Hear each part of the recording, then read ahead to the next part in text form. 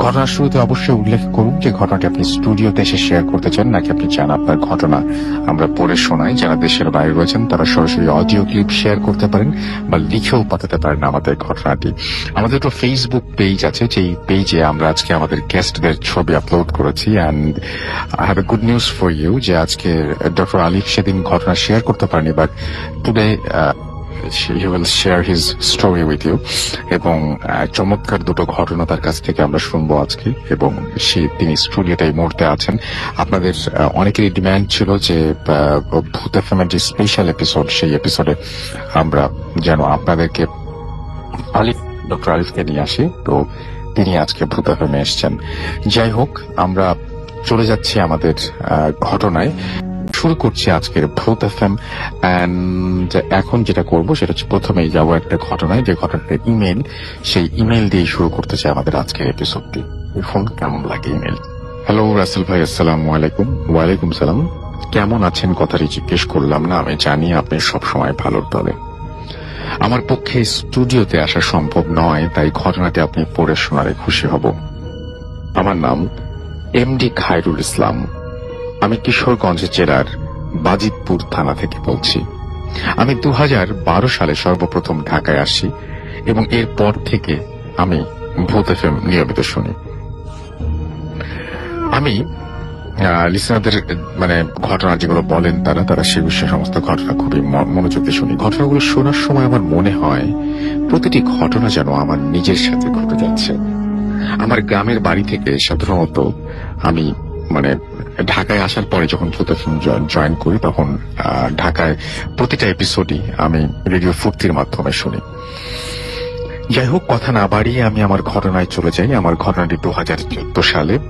আমি রাত 8টা বাজে আমার আপুর বাসার উদ্দেশ্যে রওনা দেই। আপুর বাসায় যেতে বেজে যায় রাত 9টা। আপুর বাসা, সেখানে গিয়ে আপুর সাথে গল্প সল্প করে ঘড়িতে প্রায় 10টা কি 10:30। কথার ফাঁকে হঠাৎ আপুকে জিজ্ঞেস করলাম আমার ভাগ্নের কথা। সে কোথায়, তাকে তো দেখছি না। তখন আপু আমায় বলেন সে তো বাসায় নেই। আমি জিজ্ঞেস করলাম কেন? তখন আপু আমায় বললেন যে তোর ভাগ্নে বন্ধু বান্ধব নিয়ে কোথায় যেন যাওয়ার কথা, মনে হয় সেখানে গিয়েছে। আপুর এই কথা শুনে আমি আপুকে বললাম রাত্রি অনেক হয়ে গিয়েছে, আমি এখন বাড়ি চলে যাব। সো সে যে কথা সেই কাজ। আমি রওনা দিলাম বাড়ির উদ্দেশ্যে। যাওয়ার পথে ভাবলাম যে ভাগ্নিকটা ফোন করি। ফোন করার পর জিজ্ঞেস করলাম কিরে তুই কই? জবাবে উত্তর দিল আমি এখন পূজায়। আমি জিজ্ঞেস করলাম তুই এত রাতে পূজায় কি করিস? সে আমায় বলল বন্ধু বান্ধবদের নিয়ে ঘুরতে এসেছি। কেন মামা, তুমি আসবে নাকি? আমি তাকে না বলতে পারলাম না। আমি তাকে বললাম তোর লোকেশনটা দে আমায়। তারপর সে বলল তুমি ঋষিপাড়ায় এসে আমায় ফোন দিও। সো বলে রাখা ভালো, এই ঋষি গ্রামে আমি আরো অনেকবারই গিয়েছিলাম এবং সেখানকার পূজা দেখার জন্য।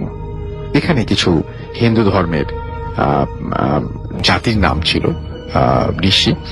তো তারা সবাই একসাথে থাকতো বলে এই এলাকার নাম দেওয়া হয়েছিল ঋষিপাড়া। তারা ধর্মের সবচেয়ে বড় পূজা ছিল কালী পূজা। সো তখন কালী পূজার উৎসব চলছিল। আমি এই পূজায় আরো অনেকবার গিয়েছিলাম। তারপর আমি ঋষিপাড়ায় রাস্তার দিকে হাঁটতে শুরু করলাম। এই রাস্তা সম্পর্কে কিছু কথা না বললেই না। এই রাস্তা দিয়ে যাওয়ার সময় প্রথম অবস্থায় কিছু বাড়িঘর পড়ে, তারপর বেশ খানিকটা ফাঁকা পথ। এই ফাঁকা জায়গাগুলোতে চাষাবাদ করা হয়। তারপর সেই ঋষিপাড়া গ্রামটি। সেই সময়টা ছিল হালকা শীত। আমি খুব ফুরফুরে মনে এগিয়ে যাচ্ছিলাম। তখন ঘড়িতে সময় আনুমানিক রাত 11:30। চাঁদের আলোয় রাস্তাটি পরিষ্কার দেখা যাচ্ছিল। আমি ফাঁকা রাস্তার মাঝখান দিয়ে গিয়ে পৌঁছালাম। তখনই ঘটে আমার জীবনের সবচেয়ে ভয়ানক ঘটনাটি। আমি খুব স্বাভাবিকভাবে এই রাস্তাটিতে হেঁটে যাচ্ছিলাম। হঠাৎ করে আমি যে দুটো জিনিস দেখতে পেলাম, এই জিনিসগুলো দেখার জন্য আমি মোটেও প্রস্তুত ছিলাম না। আমি দেখতে পেলাম আমার 10 ফুট সামনে দুটি ভয়ঙ্কর কালো কুকুর, অথচ আমি যখন 10-15 ফুট দূরে ছিলাম তখন আমি দেখেছিলাম রাস্তাটি একদম পরিষ্কার। হঠাৎ করে কুকুরগুলো আমার সামনে এসে খুবই ভয়ানক গর্জন করছে। আমি যেটা খেয়াল করলাম, কুকুর দুটি কোন দিক থেকে দৌড়ে আসেনি, ভয়ানক গর্জনের সাথে মাটি ফেটে বেরিয়ে আসছে। আমি কুকুর দুটিকে একইভাবে ফেস করলাম। এত ভয়ঙ্কর ভাবে গর্জন করছে যে কোনো কুকুরের কাছ থেকে এরকমটি শোনা যায় না, মানে এমন গর্জন শোনা যায় না। কুকুরগুলি দেখতে অন্য স্বাভাবিক কুকুরের চেয়ে অনেক বড় ছিল আর কুচকুচে কালো ছিল। ঠিক সেই মুহূর্তে আমি কি করব আমি কিছু বুঝে উঠতে পারলাম না।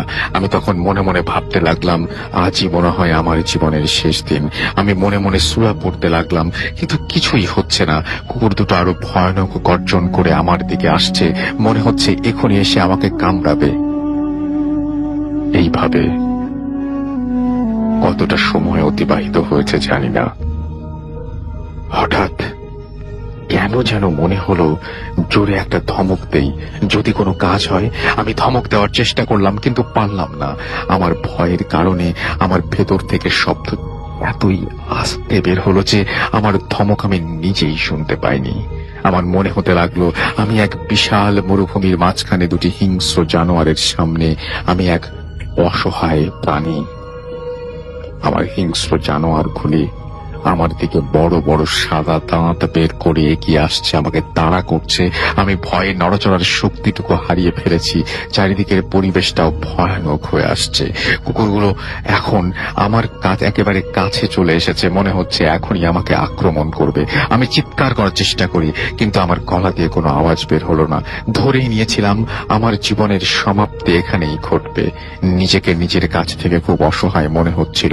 আমার কি কিছুই করার নেই। মনে মনে আল্লাহকে ডাকতে শুরু করলাম, কারণ আমার মন বলছিল একমাত্র আল্লাহ তাআলাই আমাকে এই বিপদ থেকে উদ্ধার করতে পারবেন। সাহায্য চাইছিলাম আর ভয়ার্ত দৃষ্টিতে কুকুর দুটির দিকে তাকিয়েছিলাম। হঠাৎ করে কেন যেন আমার পেছন দিক দিয়ে কেউ একজন টর্চ মারলো এবং টর্চের আলোটা অনেক পাওয়ারফুল ছিল। সেই আলোয় আমার চারিপাশটা আলোকিত হয়ে উঠল। সেই আলোয় আমি যা দেখলাম তা আমি বিশ্বাস করতে পারছিলাম না। আমি দেখলাম সেখানে কিছুই নেই, নেই কোনো কুকুর, নেই কোনো কুকুরের ভয়ানক শব্দ। চারিদিকের পরিবেশটা অনেক শান্ত। টর্চ মারার লোকটি খুবই অল্প সময় আমার কাছে চলে এসেছে। লোকটি আমার কাছে আসার পর আমাকে জিজ্ঞেস করলো, কি ভাই, কোনো সমস্যা? এখানে একা একা দাঁড়িয়ে আছেন কেন? আমি জবাবে, না, কোনো সমস্যা নেই বললাম। এই বলে তার কাছ থেকে তার হাতে থাকা টর্চটি ছিনিয়ে নিয়ে হন্তদন্ত হয়ে চারিদিকে কুকুরগুলোকে খুঁজতে থাকি। কারণ এগুলো যদি সাধারণ কুকুর হয়ে থাকে তাহলে এত তাড়াতাড়ি পালিয়ে যাওয়া সম্ভব নয়, কারণ রাস্তাটির পাশে অনেক খালি জমি। কিন্তু না, চারিদিকে টর্চ মেরেও কোনো কুকুর দেখতে পেলাম না। তবে আমার সাথে থাকা লোকটি আমায় বারবার জিজ্ঞেস করতে লাগলো, কি ভাই, কোনো সমস্যা হয়েছে? আমি লোকটির মুখের দিকে তাকিয়ে বললাম, তারপর লোকটি আমায় জিজ্ঞেস করলো, আপনি কোথায় যাবেন? আমি জবাবে বললাম, আমি ঋষিপাড়া যাব। কথাটি শুনে মুচকি হাসি দিয়ে বলল, হো, আমিও ঋষিপাড়া যাব, আপনি আমার সাথে আসেন। তারপর আমি কোনো কথা না বাড়িয়ে লোকটির সাথে রওনা দেই। যাওয়ার সময় লোকটি আমায় বারবার জিজ্ঞেস করতে থাকে, কি হয়েছিল? তারপর আমি তাকে সমস্ত ঘটনা খুলে বলি। ঘটনা শোনার পর লোকটি আমার দিকে তাকিয়ে মুচকি হাসি দিয়ে বলে, এগুলো কোনো ব্যাপার না। আমি তার কাছ থেকে কারণ জানতে চাইলাম। লোকটি আমায় বললেন, এই ঘটনা এই এলাকায় আরো অনেকের সাথে ঘটেছে, আবার কেউ কেউ এই ঘটনাকে কেন্দ্র করে অনেক ক্ষতিগ্রস্ত হয়েছে। আমি তারপর জিজ্ঞেস করলাম, এই ঘটনা কি কোন সময় আপনার সাথে ঘটেছে? লোকটি আবারও আমার দিকে তাকিয়ে মুচকি হাসি দিয়ে বললেন, না। আমি বললাম, তারপর তার কাছ থেকে এই ঘটনাগুলো কেন এখানে ঘটে জানতে চাইলাম। লোকটি আমাকে জবাবে যা বললেন, এই ঋষিপাড়ায় নাকি অনেক আগে একজন লোক ছিলেন, তার নাম হলো বংশী। এই ব্যক্তি পেশায় একজন ব্ল্যাক ম্যাজিশিয়ান। তিনি কালো জাদু করতেন, আর তার সাথে সবসময়ই দুটোরও কালো রঙের কুকুর থাকতো। বলে রাখা ভালো, এই বংশীর নাম আমিও অনেক শুনেছি, এবং তার কাছ থেকে যদি কোনো ব্যক্তি কালো জাদু করতেন তাহলে নাকি এই কালো জাদু 100% কাজ করত। তারা কি ধরনের জাদু করতেন কিছু নাম উল্লেখ না করলে নয়, যেমন কাউকে বান মারা, কোন সুন্দর মেয়েকে বশ করে বিয়ে করা, ইত্যাদি ইত্যাদি। এই বংশী মারা যাবার পর থেকে নাকি তার চারপাশে থাকা এই কুকুরগুলিকে আর দেখতে পাওয়া যায়নি। আর আমার সাথে যেই জায়গাটিতে এই ঘটনাটি ঘটেছে তার দক্ষিণ দিকে আমার প্রায় 30 ফুট দূরে এই বংশীকে হাঁটু গেড়ে মাটি চাপা দেওয়া হয়। তারপর থেকেই রাতের বেলায় এই রাস্তা দিয়ে যাওয়ার সময় অনেকেই নাকি এই কালো কুকুরগুলোকে দেখে। আবার কেউ কেউ এই কুকুরগুলোর মাধ্যমে ক্ষতিগ্রস্ত হয়েছে। আমারও সেদিন কোনো ক্ষতি হওয়ার সম্ভাবনা ছিল, হয়তো আল্লাহ তাআলার কোনো রহমতের কারণে আমার কোনো ক্ষতি হয়নি। সো এই ছিল আমার ঘটনা। ভালো লাগলে পড়ে শোনাবেন। আমার কাছে আরো অনেক ঘটনা আছে, সেগুলো সময় পেলে শেয়ার করব। এই বলে তিনি তার ফোন নাম্বার শেয়ার করে ঘটনাটি শেষ করেছেন। থ্যাংক ইউ ভেরি মাচ আপনার ঘটনার জন্য, আপনাকে অসংখ্য ধন্যবাদ। আমরা চলে যাই আমাদের প্রথম ঘটনায়। It's a beautiful story, and Afnan ভাই হচ্ছেন আমাদের প্রথম স্টোরি টেলার, এন্ড তিনি ঘটনা শেয়ার করছেন তার এলাকার ঘটনা। I hope you will enjoy it. Rasel ভাই, আসসালামু আলাইকুম লিসেনার্স। রাসেল ভাই, এখন যে ঘটনাটি আমি শেয়ার করব এটা আমাদের রাজবাড়ী জেলার মানে গুতার বাজার নামক একটা জায়গা রয়েছে আমাদের রাজবাড়ী জেলার, বর্তমানে যেটা নদীর পার আর কি। তো অনেকেই সেখানে অবসর সময় সেখানে বেড়াতে যান, কিন্তু এখন যেই অবস্থাটাই সেখানে রয়েছে আজ থেকে কিন্তু 30-35 বছর আগে এরকমটি ছিল না। তখন সেখানকার পরিবেশটা ছিল অন্যরকম। সেখানে বিস্তীর্ণ একটি মানে বিশাল একটি গ্রাম ছিল। এখন তো কালের বিবর্তনে নদী ভাঙনে সেটা কিছুই নেই, এখন সেখানে বিশাল একটা নদী হয়ে গেছে। কেউ এখন দেখলে বিশ্বাসই করতে চাইবে না এখানে এত বিশাল একটি গ্রাম ছিল। তো ওই গ্রাম কেন্দ্রিকই রাসেল ভাই ঘটনাটি। আচ্ছা। তো 1978 সালের দিকে তখন একটি বন্যা হয়। ওই বন্যার সময় মানে ওইখানে যারা নদীতে গোসল করত, তো স্রোতে যাতে ভেসে না যায়, যার কারণে ওই স্থানীয় কিছু লোকজন ছোট ছোট খুঁটি গেড়ে রেখেছিল। তো তারা কি করত, ওই খুঁটি ধরে গোসল করতো যাতে কখনো স্রোতে চলে না যায়। বাহ, বেশ মজার। তো এইভাবে তারা গোসল করতো ওখানে। তো স্থানীয় একটা যুবক, নাম তার ছিল হচ্ছে বিল্লাল। তো উনি ওই একদিন দুপুরবেলা, ওই দিনই দুপুরবেলা ওই খুঁটি ধরে গোসল করছিলেন। তো হঠাৎ গোসল করতে করতে হঠাৎ তার মনে হলো কিছু একটা জিনিস তার দু পা জড়িয়ে ধরেছে। তখন ওনার মানে ফিল হলো যে এটা কোনো মানে লতা পাতা কিনা, বা কিন্তু লতা পাতার মনে হচ্ছিল না, মনে হচ্ছে কোনো মানুষের হাত হবে। তো উনি একটু সাহসী ছিলেন, উনি সাহস করে ডুব দিলেন। আচ্ছা। ডুব দিয়ে দেখতে গেলে আসলে কি, এবং পা থেকে ওই জিনিসটা ছাড়ানোর চেষ্টা করলেন। তো উনি ডুব দিয়ে রাসেল ভাই দেখলেন যে একটি বাচ্চা ছেলে, এবং বাচ্চা ছেলেটির সারা শরীরে এবং মুখে মানে বড় বড় ধরনের টিউমারের মতো হয়ে গেছে। মানে পানির নিচে ডুব দিয়ে দেখতে পেলেন? ডুব দিয়ে দেখতে পেলেন। এবং আরো একটা মানে ভয়ঙ্কর ব্যাপার রাসেল ভাই, ওই বাচ্চা ছেলেটি তাকে বলছে যে আমাকে বাঁচান এবং আপনারাও বাঁচো, এই কথাটা বলছে। তখন উনি তো চিন্তা করলেন যে সর্বনাশ, পানির নিচে তো মানুষ কথা বলতে পারে, নির্ঘাত একটা মানে ভয়ঙ্কর কিছুর কবলে আমি পড়েছি। তো উনি সাথে সাথে মানে চিৎকার মানে লাফ দিয়ে উপরে উঠে মানে ভূত ভূত আমাকে খেয়ে ফেললো এই সমস্ত কথা বলে মানে তাড়াতাড়ি করে উপরে উঠে গেলেন। এবার যেটা মানুষ বলে আর কি, স্বাভাবিক আর কি, যে সবাই বলেন এই যে নিচে আমাকে এইভাবে একটা কিছু এরকম ধরেছিল।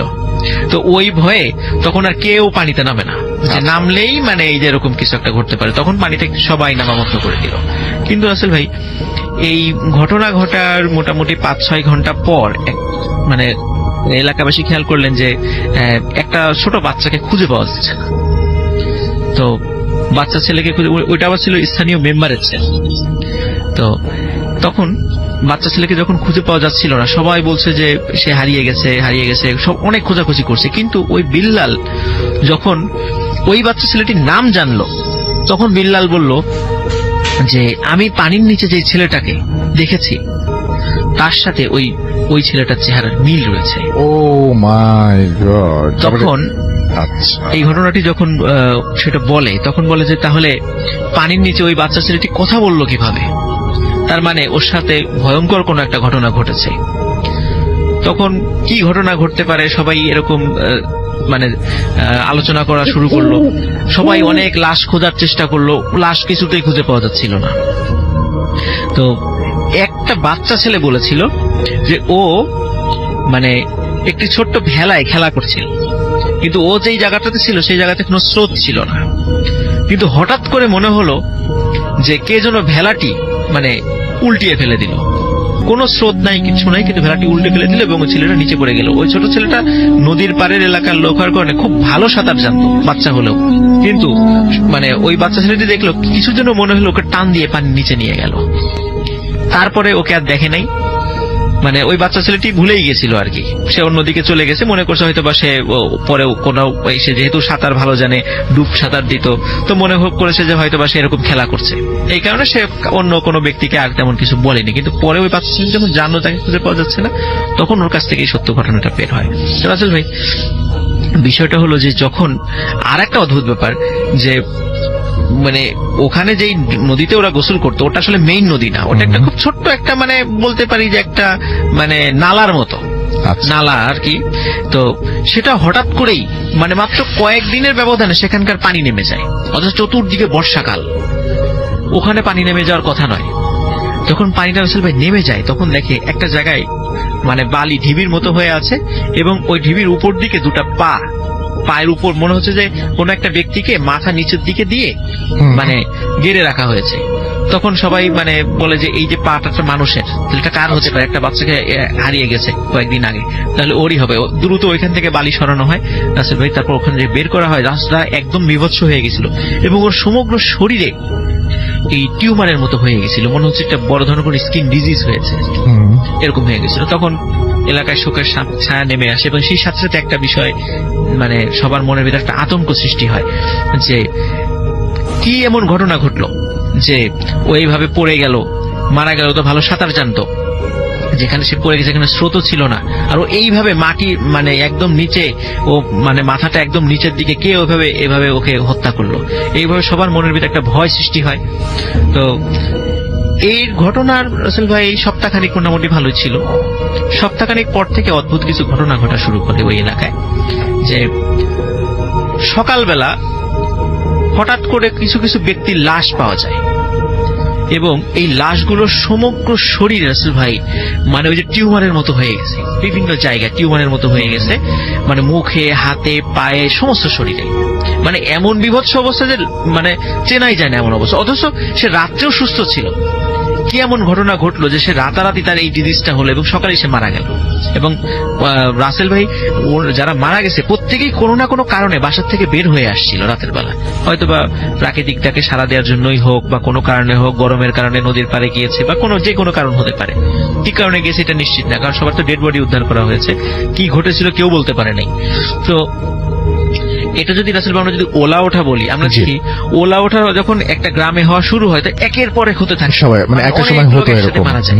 কিন্তু এরকম ছিল না, এরকম মারা যায় প্রথমে একদিন মারা যায়, 3 দিন পরে আরেকজন মারা যায়, তারপরের দিন আরেকজন মারা যায়, 4 দিন পর আরেকজন মারা যায়, এরকম হতে থাকে। এটা কোনো মহামারী না। আচ্ছা, কিন্তু এলাকায় এবং প্রত্যেকে রাতের বেলা বাসা থেকে বেরোলে এরকম হয়, এবং তখন একটা আতঙ্ক ছড়িয়ে গেল যে কেউ রাতের বেলা বাসা থেকে বের হবে না। কিন্তু রাসেল ভাই, এটা তো কোনো সমাধান নয় যে আসলে কি ঘটনা ঘটছে, এটা তো আমাদের জানার দরকার। তো স্থানীয় একজন ইমাম সাহেব ছিলেন ওই সময়, ওনার কাছে যখন বিষয়টা শরণাপন্ন হলেন, উনি এই বিষয়টার প্রাথমিকভাবে চিন্তা করেন এটা কোনো জিন টিন জাতীয় কোনো কিছু হতে পারে, বা এই টাইপের কিছু হতে পারে, অনেক ব্যাখ্যা দিলেন। তারপরও বললেন যে তার ওস্তাদের সাথে উনি এই বিষয়টা পরামর্শ করবেন, দেখা যাক উনি এই বিষয়ে কি প্রতিকার দেন, উনি এই বিষয়ে একটু পরামর্শ নিয়ে আসবেন। তখন উনি তার ওস্তাদের কাছে গেলেন এবং তার কাছ থেকে কিছু পরামর্শ নিয়ে আসলেন। তারপরে উনি গ্রামে ফিরে এসে গ্রামের যুবকদেরকে বললেন যে তোমরা সবাই নদীর মানে পূর্ব দিকে পাহারা বসাবা, তোমরা সবাই দেখবা যে রাতের বেলা এই দিক দিয়ে কে আসে, যেই আসুক সাথে সাথে আমাকে খবর দিবা।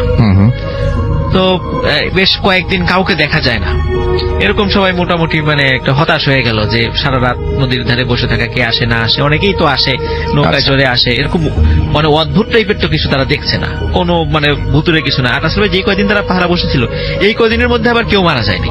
আচ্ছা, তো এরকম মানে ওরাও খুব বিরক্ত হয়ে গেছিল, টানা কয়েকদিন এইভাবে নদীর ধারে বসে থাকা, কিছুই দেখে না, ওইরকম অদ্ভুত কিছু হয় না। তো একদিন রাসেল ভাই প্রায় তাদের বর্ণনা অনুযায়ী প্রায় রাত 2টোর দিকে হঠাৎ দেখে যে নদীর মনে হচ্ছে কিছু একটা সাদা জিনিস হাতে একটি আলো নিয়ে নদীর পানির উপর দিয়ে হেঁটে হেঁটে আসছে। আচ্ছা, তো ওরা চিন্তা করলো যে এইটা একটা ভুতুরে ব্যাপার হতে পারে, কারণ নদীর উপর দিয়ে হেঁটে হেঁটে আসার তো কারো কথা নয়। তারপর হাতে আলো দেখে মনে হচ্ছে একজন বৃদ্ধ মহিলা। তো ওরা সাথে সাথে যখনই দূর থেকে খেয়াল করেছে সাথে সাথে ইমাম সাহেবকে খবর পাঠিয়ে দিয়েছে। ইমাম সাহেবও সাথে সাথে ওখানে চলে যাচ্ছে। এখন দেখে সত্যি আস্তে আস্তে তো কাছে আসছে, তখন দেখছে যে ওই মহিলাটি মানে অস্বাভাবিক রকমের লম্বা, আচ্ছা, সারা মানে মানে খুবই মানে থুরথুরে বুড়ি, এবং হাতে একটি লাঠি রয়েছে, এবং লাঠিটা অনেক বাঁকানো বাঁকানো, মনে হচ্ছে যে মানে সাপের মতো আর কি একটা লাঠি আর কি। আচ্ছা, আর হাতে একটি আলো রয়েছে, এবং আলোটা আসলে অদ্ভুত যে এটি কোনো মানে আগুনের আলো নয়, আচ্ছা, মানে মনে হচ্ছে এটা এমনিতেই জ্বলছে, কিসের যে আলো এটা ওরা বুঝতে পারে নাই। মনে হচ্ছে ওই সময় তো ওইভাবে ওখানে লাইট ছিল না, বিদ্যুতের কোনো সংযোগও ছিল না, এখনো সেখানে নাই, মানে এখনো ওইখানে নাই, ওটা তো বিশেষ করে চরাঞ্চল আর কি, যদিও এখন সেটা মানে মেইন চরটা ভেঙে গেছে। তো যখন ওইটা যখন আসে তখন ওই ইমাম সাহেব একটু সামনের দিকে এগিয়ে যান। এগিয়ে যাওয়ার পরে ওই মহিলাকে খুব সুন্দর ভাবে লম্বা করে একটা সালাম দেন, আসসালামু আলাইকুম, সুন্দর করে একটা সালাম দেন। যখনই সালামটা ওই মহিলা শোনার পরে এমন মানে রাগের মানে রাগী মানে চেহারায় ইমাম সাহেবের দিকে তাকান, মনে হচ্ছে ইমাম সাহেব সালাম দিয়ে খুব বড় ধরনের একটা অন্যায় অপরাধ করে ফেলেছেন। তখন ইমাম সাহেব বলেন যে বুড়িমা, আপনি ভালো আছেন? আপনি আসেন, আমরা আপনার জন্যই অপেক্ষা করছিলাম, আসেন, আপনার মানে আরাম আয়েশের সকল বন্দোবস্ত আমরা করে রেখেছি, আপনি আসুন আমাদের সাথে। তখন বুড়ি কোনো কথা না বলে তাদের সাথে যাওয়া শুরু করে। তখন একটি ঘর ইমাম সাহেবের পরামর্শ অনুযায়ী কয়েকজন রেডি করে রেখেছিল, ওই ঘরে তাকে রাখা হয়। সেই ঘরটা মানে মোটামুটি গ্রামের পরিবেশ অনুযায়ী সকল ধরনের মানে সুযোগ সুবিধা যেখানে সেখানে থাকবে এমন সবকিছু সেখানে ব্যবস্থা করে রাখা হয়েছিল। তো বুড়িকে ওখানে রাখা হয়, পরে বুড়িকে বলে যে আপনি কিছু খাবেন? বুড়ি কোনো কথা বলে না, অনেক বলার পরে বলে যে আমি কিছু খাই না, আমার খাবার অন্য জিনিস, তোরা সেটা দিতে পারবি না। আচ্ছা, তখন বলে তারপরেও যদি আপনার কিছু লাগে বাইরে আমাদের লোক আছে, বলবেন, কোনো চিন্তা করবেন না। এই বলে ইমাম সাহেব চলে যায়। তো এই বাইরে যারা লোক আছে তারা সবাই খুব ভীত যে এরকম নদীর উপর থেকে হেঁটে আসছে, এরকম অদ্ভুত চেহারার বিভৎস চেহারার একটা মানুষ, অস্বাভাবিক রকমের লম্বা একজন মহিলা, মানে সবাই খুব ভীত যে কি হয় না হয়। কিন্তু ইমাম সাহেব কেন তার সাথে এত সুন্দর ব্যবহার করছেন এই বিষয়ের কিন্তু কোনো ব্যাখ্যা তাদের কাছে ছিল না। আচ্ছা, তো রাত মানে ঘন্টাখানিক পরে ভোর হওয়ার কিছুক্ষণ আগেই ওই মহিলাটি আর্তনাদ করে চিৎকার শুরু করে যে ওরে বাবারে, মারে মরে গেলাম, এভাবে চিৎকার চেঁচামেচি শুরু করে। আর তখন ওই ইমাম সাহেবকে বলা ছিল যে ওই মহিলা যদি ওনার সাথে যদি কোনো ঘটনা ঘটে সাথে সাথে যেন তাকে আবার জানায়। তো সাথে সাথে লোক গেল যে ওই বুড়ি চিৎকার চেঁচামেচি শুরু করেছে। ইমাম সাহেব তখন সেখানে গেলেন এবং সবাইকে নিয়ে গেলেন। তখন দেখলেন সে ভাই ওই বুড়ির সমস্ত শরীরে ওই যে টিউমারের মতো স্কিন ডিজিজ হয়ে গেছে এবং ওই যন্ত্রণা এসে ছটফট করছে। তখন বলে আমাকে ছেড়ে দে, আমাকে ছেড়ে দে, আমাকে ভোর হওয়ার আগেই যেতে হবে, আমাকে ছেড়ে দে। হ্যাঁ, তখন ইমাম সাহেব বলে যে তুই কেন এই গ্রামের লোকদেরকে হত্যা করছিস এভাবে? বলে এটাই আমার কাজ, আমি এভাবেই হত্যা করি। তো বলে যে তোরা আমাকে সালাম দিয়ে আটকে ফেলেছিস, তুই যখন আমাকে সালাম দিয়েছিস তখন তুই যেটা বলবি আমাকে সেটাই করতে হতো, কিন্তু আমাকে ভোর হওয়ার আগেই এই রোগটা কারো না কারোর মধ্যে ছড়িয়ে দিতে হতো। যদি আমি ছড়িয়ে দিতে না পারি তাহলে এটা আমার শরীরে চলে আসবে, এবং সত্যি তাই, আমি ছড়িয়ে দিতে পারি নাই, এটা আমার শরীরে চলে আসছে। এখন দ্রুত আমাকে ছেড়ে দে, আমাকে যদি তোরা কোনো ক্ষতি করিস তাহলে আমার মধ্যে এরকম অসংখ্য আছে যা তোদের গ্রামে একবারে অ্যাটাক করবে। তখন ইমাম সাহেব বলে যে হ্যাঁ ছেড়ে দিতে পারি, একটা শর্ত, যে তুই চলে যাবি আর কখনো এই গ্রামে আসবি না। তো বুড়ি বলে যে আমি যদি ভোরের আগে যদি না যেতে পারি তাহলে মারা যাব। তো যার কারণে অবশ্যই সে সেটা শর্তটা মেনে নেয় এবং বলে আর কখনোই গ্রামের লোকদেরকে কোনো ক্ষতি করবি না। তখন সত্যি রাসেল ভাই যখন এই শর্তটা সে মেনে নেয়, অদ্ভুতভাবে বুড়ির শরীরের সমস্ত শরীরের ওই টিউমার গুলো মিলিয়ে যেতে থাকে এবং এটা চোখের সামনে ঘটেছে চোখের সবার? সামনে ওখানে ওই যারা ওই দৃশ্যগুলো দেখেছে এখনো ওই ঘটনার মানে জীবন্ত সাক্ষী এখনো কিছু রয়ে গেছে আচ্ছা। এলাকায়।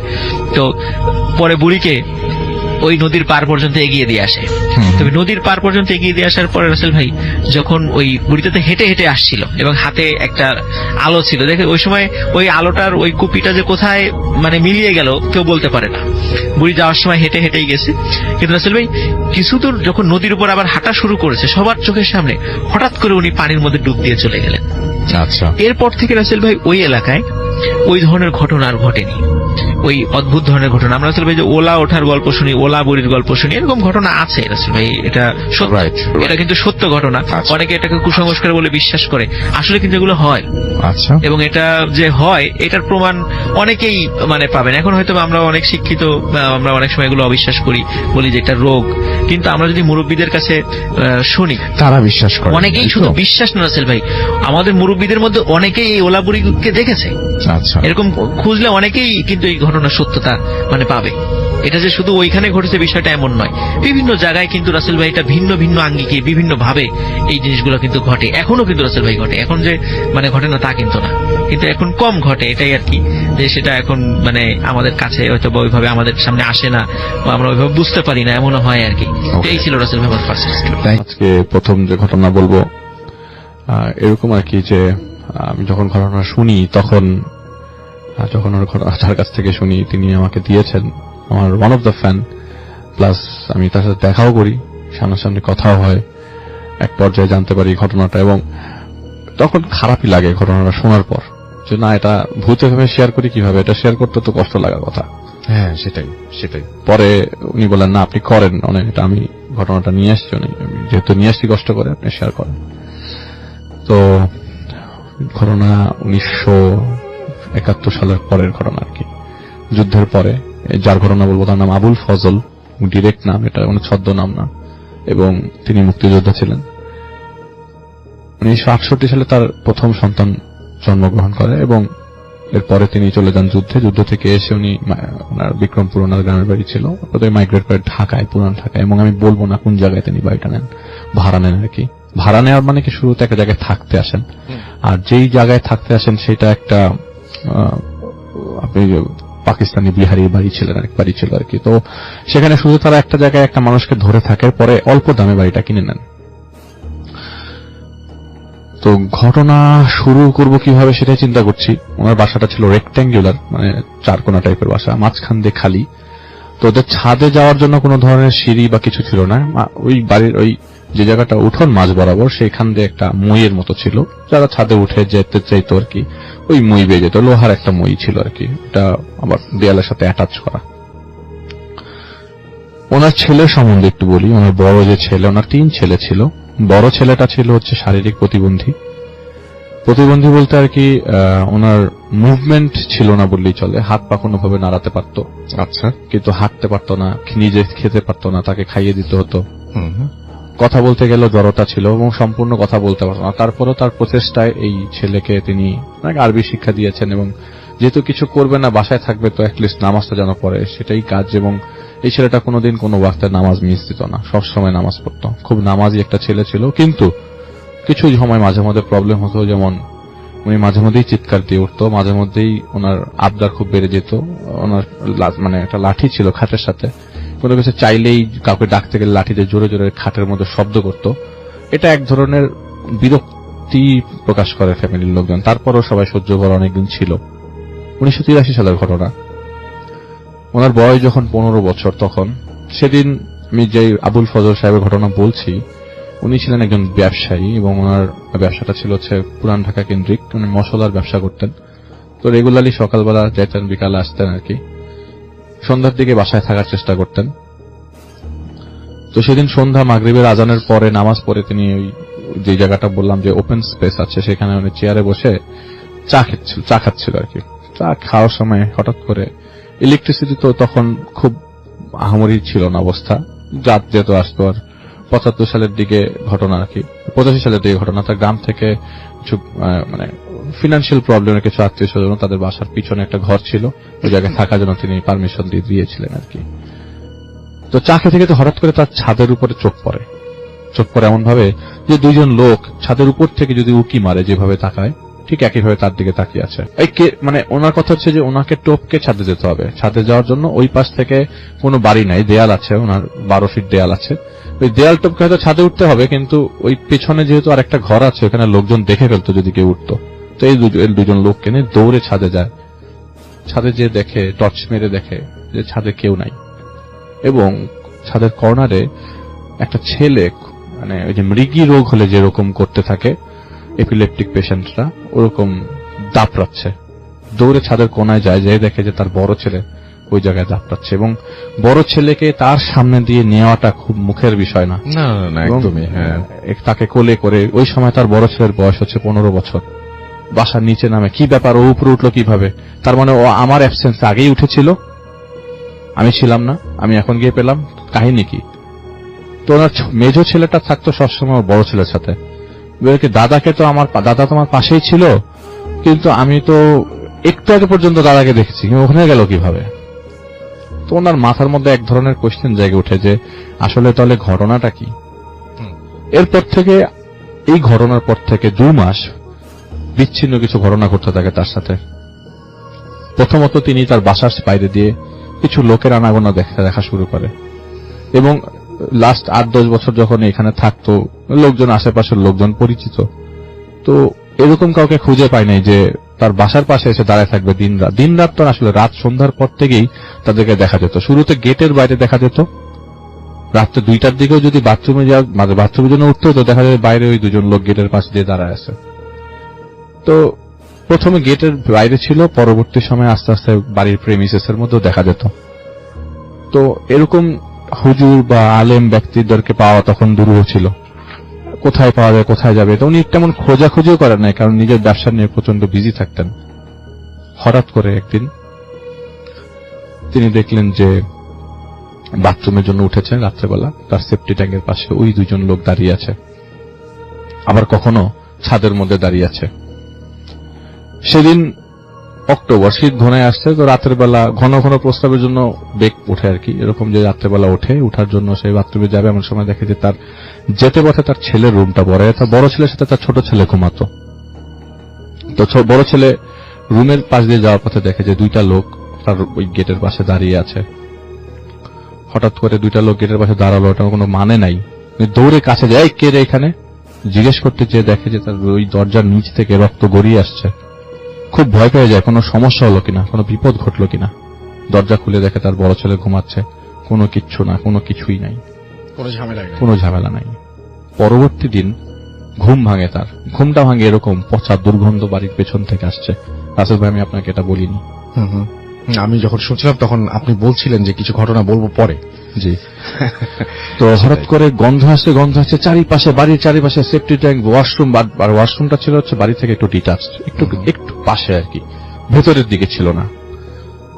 তো ওই বাড়িতে 7টা রুম, বেডরুম, কিন্তু ওনারা থাকতো মাত্র 2-3টা রুমে, বাকি রুমগুলো খালিই থাকতো।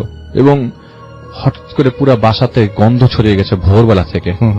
ছাদের উপরে উঠলো, বাড়ির কোনায় কোনায় চেক করে দেখলো, বাম দক্ষিণ দিকে যে ড্রেনটা আছে সেই ড্রেনের মধ্যে হঠাৎ করে চোখ পড়লো। দেখা গেল এখানে পচা একটা বাচ্চার লাশ পড়ে আছে। আহারে। এই বাচ্চাটা হয় কেউ রেখে গেছে, হয় কেউ নিয়ে আসছে, কোন একটা ইনসিডেন্ট তো ঘটেছেই। পরবর্তী সময়ে আশেপাশের লোকজনকে ডাক দিয়ে দেখে যে মরা বাচ্চা পড়ে আছে। উনি কি করলো, ওই বাচ্চাটা সবার তত্ত্বাবধানে পরবর্তী সময়ে দাফনের ব্যবস্থা করে দিল। কিন্তু ঘটনা তো এই জায়গায়, মানে আপনি লাশ দেখতেছেন, ওনার মনের অবস্থাও তো চিন্তা করেন যে বাসার মধ্যে সারাক্ষণ এদিক সেদিক করে লোক দেখে, বাইরের মানুষ দেখে, এবং একই লোক বারবার বাড়ির বাইরে, বাড়ির ভেতরে, এরকম করতে করতে প্রায় 2টা বছর পার হয়ে যায়। এবং এইটার ব্যাপারে সবার সাথে অভ্যস্ত, এবং যেসব হুজুরের কাছে লাস্ট পর্যন্ত গিয়েছিল সেসব হুজুররা বলেছে যে না, কোনো সমস্যা নাই, বাড়ি একদম নর্মাল, আপনি এটা করেন ওটা করেন, হোয়াট এভার, যেটাই দিয়েছে, কিন্তু তার কোনো ধরনের সুফল পায়নি, তিনি তাই দেখে গেছেন। তো একটা পর্যায়ে উনি জিনিসটার উপর থেকে মন হারিয়ে ওই দিন বাসায় ফিরছিলেন। তো ব্যবসা শেষ করে বাসায় ফিরছেন, সন্ধ্যার পরে যখন বাড়িতে আসলেন, বাড়িতে আসার পর দেখলেন যে বাড়ি ভর্তি মানুষ এবং উঠোনে লাশের খাটিয়া। উনি মনে করছিলেন ওনার ওয়াইফের তো মাঝে মাঝে শরীর খারাপ থাকে, ওয়াইফের কোনো দুর্ঘটনা ঘটলো কিনা। যে দেখে বাড়ির সবাই কান্না করছে, কিন্তু পড়ে আছে লাশটা তার বড় ছেলের।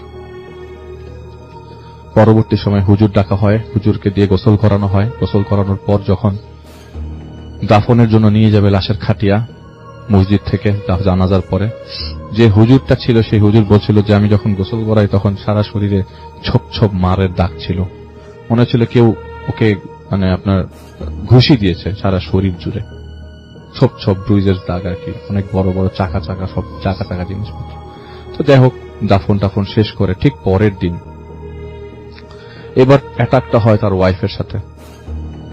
তার ওয়াইফ সবার মাঝখানে কথা বলছিল, সন্ধ্যার পরে হঠাৎ করে চিৎকার করে উঠে বলে যে আমার শরীরে সারা শরীরে পোকা উঠছে, মানুষ মরে গেলে পচে গেলে যে পোকা ওঠে শরীরে সেই পোকা, যে আমার শরীর প্রচন্ড ব্যথা করছে, আমাকে খেয়ে ফেলছে পোকাগুলো, আমাকে বাঁচাও। তো আশেপাশের লোকজন দেখছে কই কোনো পোকা তো নাই। হঠাৎ করে রান্নাঘরতে দৌড়ে আসে, দেখো আমার পেটের ভেতর থেকে একটা হাত বেরিয়ে আসছে সবার সামনে। সবার সামনে। কিন্তু সবাই বলছে তোমার কোনো সমস্যা হয়েছে, তুমি এরকম কেন করতেছো? তুমি সবাই তো হাতটা বেরিয়েছে, বেরিয়ে তো সবাই দেখতে দেখতে পাচ্ছে না। এবং সবার প্রশ্ন হলো যেহেতু মরা বাড়ি তুমি কোনো কিছু করো না।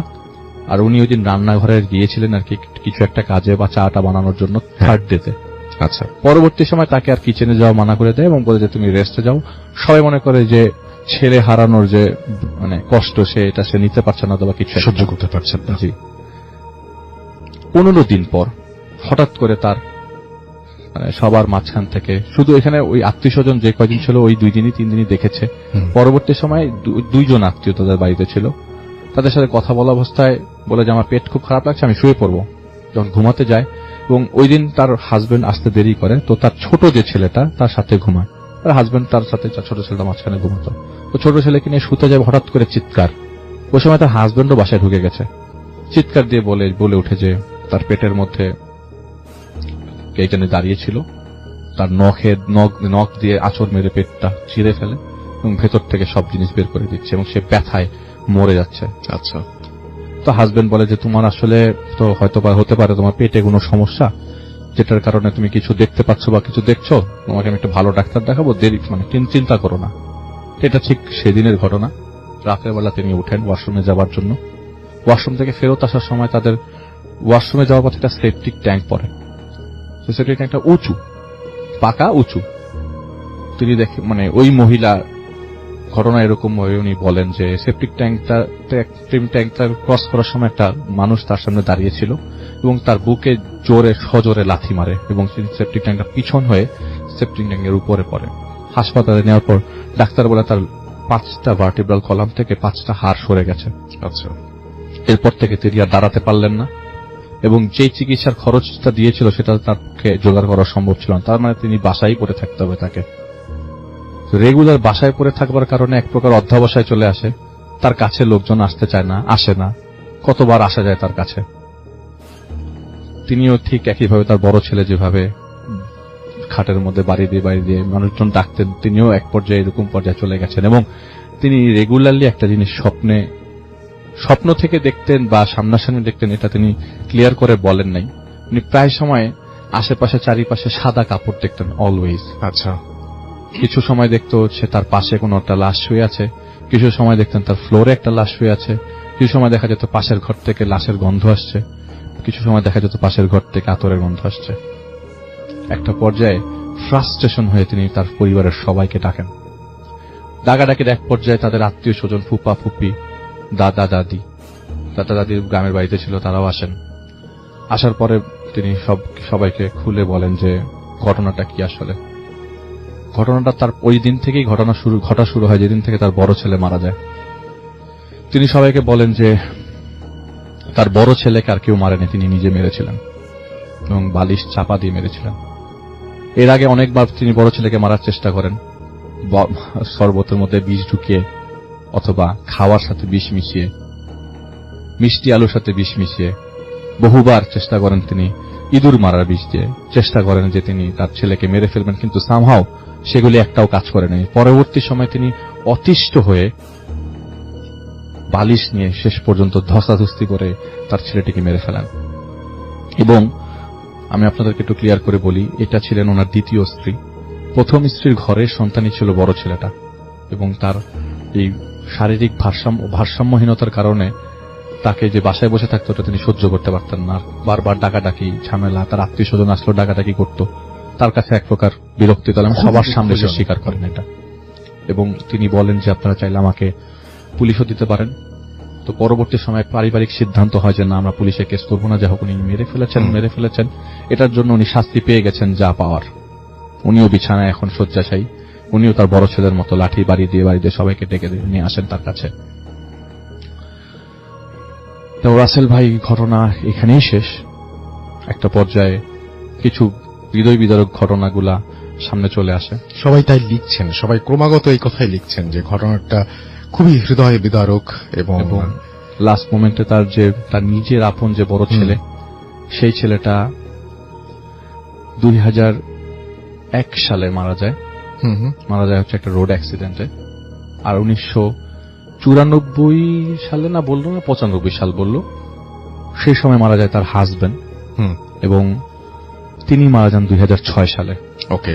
এবং খাদ্যের অভাবে উনি খাওয়া খেতে পারতেন না, লাস্ট মোমেন্টে টাকা পয়সার অভাবে খাওয়া খেতে পারতেন না। আর তার ছোট ছেলেটা যিনি এখন বাংলাদেশের বাইরে থাকেন, সৌদি আরবে থাকেন আর কি, তাকেও আমি জিজ্ঞেস করি অনেক ঘটনা। যাই হোক, তিনি এত কিছু বলতে পারেন না। তো আমি জাস্ট এতটুকু বলি, তার যেহেতু নেইবারের কাছ থেকে ঘটনাটা আমার পাওয়া, তিনি বলেছেন যে উনি ওনাকে বলেছিলেন যে এই ঘটনাটা যে ঘটেছিল তার বাসায় এত মানুষ দেখতো, এত শিয়ালের মতো কুকুর ডাকতো, এইসব জিনিস, অ্যাবনর্মাল জিনিসগুলোর উৎপত্তিটা আসলে কেন, কি কারণে তিনি এসব জিনিস দেখতে পেতেন। হ্যাঁ, ওনার হাজবেন্ড, ওনার ওয়াইফ তো তার ছেলেকে মেরেছে, এখানে কোনো জিনের হাত ছিল, তার ওয়াইফকে কেউ ভর করেছিল, বশ করেছিল। একটা সাধারণ মানুষের পক্ষে একটা মানুষকে মারা সম্ভব না, এবং তিনি এটা বিশ্বাসও করতে পারেননি। পরে হুজুর জিনিসটা ক্লিয়ার করেছে, বলেছে যে আসলে এই যে মানুষগুলাকে তুমি দেখেছো তারা ছিল আসলে সেভিয়ার, তারা তো আপনার ছেলেকে আসলে বাঁচাতে চেয়েছিল, কয়েকবার আপনার বাসা থেকে নিয়ে যেতেও চেয়েছিল, আসলে পারেনি। এবং তার ছেলে যে নামাজ পড়তো রেগুলার, ওই ছেলেটা তাহাজ্জুদের নামাজ পর্যন্ত পড়তো। কি পড়তো তা আল্লাহই জানে, এটা তো আর আমরা জানবো না, এত আগের ঘটনা। কিন্তু ওই জিনগুলা তার সাহায্যের জন্য সবসময় পাশে থাকতো, এবং এক পর্যায়ে এই জিনগুলাই তাকে, তার ওয়াইফকে লাস্ট পর্যন্ত এই কষ্টটা দিয়েছিল আর কি, যখন তিনি পঙ্গুত্ব লাভ করে। এবং জিনগুলাই মারতে দেয় নাই তার ছেলেকে কয়েকবার অ্যাটেম্পটে, কিন্তু লাস্ট মোমেন্টে তো যেটা হয় আর কি, আর না পেরে যেটা অ্যাটেম্পট নিয়ে শেষ পর্যন্ত মাথা খারাপ হয়ে যায়। কোনো মানুষকে মানুষ মার্ডার করতে গেলে মাথা ঠিক থাকে না। পরবর্তী সময়ে তো ভাইয়া ঘটনার শেষ মুহূর্তে আসলে সবাই মারা গেছে, খালি বেঁচে আছে ওই ছোট ছেলেটাই। কালের পরিক্রমে সবাই মারা গেছে, সবার নর্মাল ডেথই ছিল, খালি এই যেই মহিলাটা খুন করেছিল তার ছেলেকে, তিনি মারা গেছেন খাদ্যের অভাবে। আচ্ছা, লিখতে পারছিলেন না লাস্টে। এটাই ছিল ঘটনা। আসলে থ্যাংক ইউ সো মাচ, ঘটনার জন্য অনেক ধন্যবাদ। আমরা আবারও ফিরে আসবো ডক্টর আলিফের কাছে, ঘটনা শেয়ার করছি আপনাদের সাথে। এখন চলে যাব একটা ঘটনায়। এটিকে ইমেল পড়ছি। আসসালামু আলাইকুম রাসেল ভাই, গাইবান্ধা থেকে সাদিল আল সাইদ। ভোদাফোনের জন্মদিনের শুভেচ্ছা। আপনি আর আপনার পাশে এই মুহূর্তে যারা আছেন আর যারা ভোদাফোন শুনছেন, আশা করি সবাই অনেক অনেক বেশি ভালো আছেন। অনেক ঘটনা ঘটে যায়, কিন্তু কিছু ঘটনার ব্যাখ্যা বা সমাধানের উত্তর খুঁজে পাওয়া যায় না। হয়তো বা পাওয়া যায়, তা আমার জানা নেই। মানুষ মারা যাবে, সেটাই কি স্বাভাবিক না? কিন্তু আমার নানু বাড়ির পরিচিত মুখগুলো আর আমার বাবার পরিবারের পরিচিত মুখগুলো যারা ছিল আর যারা আছে, সবাই আমাদের বাড়িটাকে কেন জানি খুব ভয় পায়, জানি না কেন। তবে আমাদের পরিচিত যারা ছিল, যারা মারা গিয়েছেন, ওনারা ঠিক মৃত্যুর আগে আমাদের বাসায় এসে শেষবারের মতো দেখা করে গেছেন। জানি না এটা মিরাকল নাকি অন্য কিছু। এই জন্য সবাই বলে তোমাদের বাড়ি থেকে এসেই যদি মৃত্যু হয়। গাইবান্ধা জেলার সাঘাটা থানায় আমার দেশের বাড়িটা। বাড়িটা মেইন রাস্তার পাশেই। বাড়ির চারিদিকটা ইটের দেয়াল দিয়ে আবদ্ধ করা। বাড়িটাকে বাহির থেকে দেখলে মনে হয় এই বাসায় কেউ বুঝি থাকে না। বাড়িটার যে মেইন গেট আছে তার পাশেই 3টি কবর। একটি কবর আমার বাবার দাদির, আর বাকি দুটো আমার যমজ ছোট বোনদের। বলে রাখা ভালো, আমাদের বাড়িটা কিন্তু আধা পাকা। বাড়িটির চারপাশে নারিকেল গাছ, আর বাসার ঠিক পেছনে একটি বাগান আছে। ঢাকা থেকে যখন আমার বন্ধুরা আমার বাসায় আসতো তখন ওরা যেতে চাইতো না, বলতো এত গরমের মাঝেও তোদের বাড়িটা এত ঠান্ডা কেন? কেমন একটা শান্তি লাগে, কেমন সুগন্ধ দিয়ে একটা স্তব্ধ পরিবেশ। ওরা তো জানে না আমি আর আমার আম্মু জানি কি ঘটনা ঘটে এই বাড়িটাতে। আমার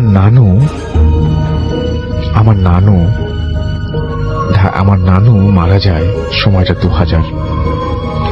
যেদিন মারা যান ঠিক আগের দিন হঠাৎ করে নানু আমাদের বাসায় বিকেলে আসেন। নানু আমাকে আর আম্মুকে বলেন, তোদেরকে খুব দেখতে ইচ্ছে করছিল তাই চলে এলাম। রাতের খাবার শেষ করে নানু আর আমি একসাথে রুমে। নানু মনে হয় ঘুমিয়ে পড়েছিলেন। সময়টা ছিল শীতকাল, তাই লাইটটা অফ করে যেই লেপের নিচে ঘুমানোর জন্য যাব তখনই নানুর মুখটা দেখে রীতিমতো চমকে যাই।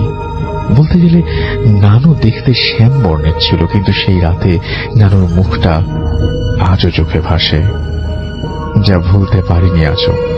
দেখলাম নানুর মুখটা অন্ধকারেও দেখা যাচ্ছে, তার চেহারা দিয়ে মনে হয় সাদা আলো প্রতিফলিত হচ্ছে। তা দেখে আমি তার পাশেই ভয় লেপ মুড়ি দিয়ে ঘুমিয়ে যাই। সকালে নানু চলে গেল, আমিও কাউকে কিচ্ছু বলিনি। ওই দিন বিকেল বেলায় নানুর বাড়ি থেকে ফোন আসলো, নানুকে নাকি একটি হসপিটালে আইসিইউতে রাখা হয়েছে।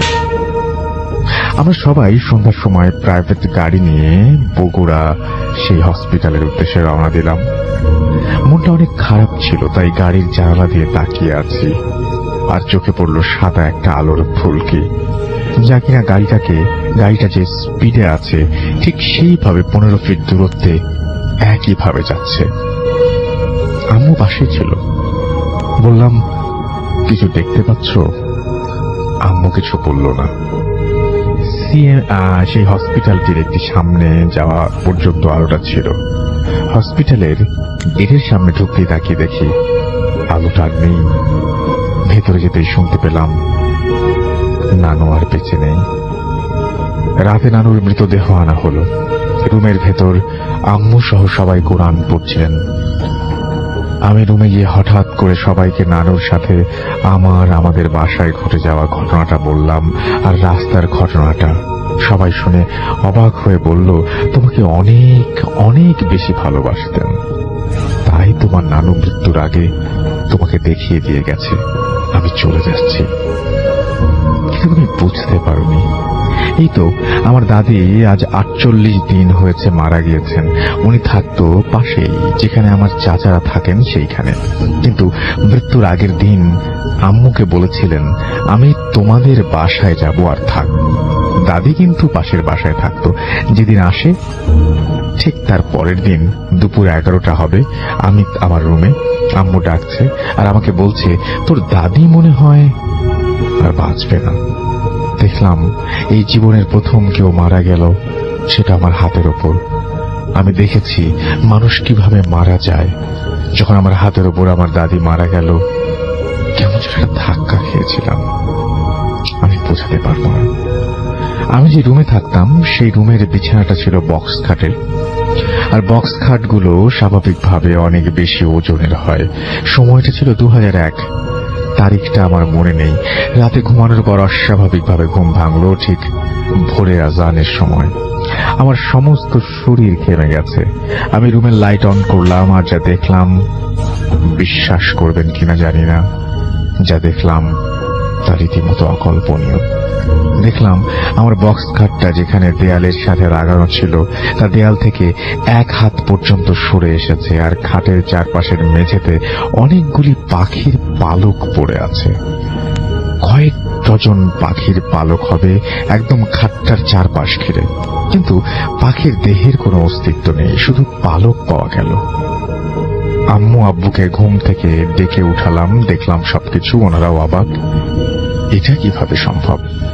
পরের দিন রাতে যখন আমি ঘুমাচ্ছিলাম তখন বাসায় যে টিনের চাল ছিল ঘুমের মাঝেই শুনতে পেলাম কি যেন ঝিরঝির শব্দ করে পড়ছে, আর সঙ্গে সঙ্গে শরীরটা কাঁটা দিয়ে উঠে জ্বলতে থাকে।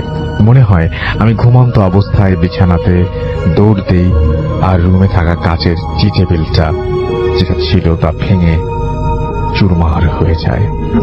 আমি চিৎকার করে আব্বু আম্মুকে ডাকি আর রুমের লাইট অন করে দেখি আমার ডান পায়ের হাঁটুর নিচে ওই টি টেবিলের কাচ বিঁধে গেছে, রক্তে সমস্ত মেঝে কার্পেট লাল হয়ে গেছে, কিন্তু কোনো প্রকারের ব্যথা বা যন্ত্রণা অনুভব করিনি।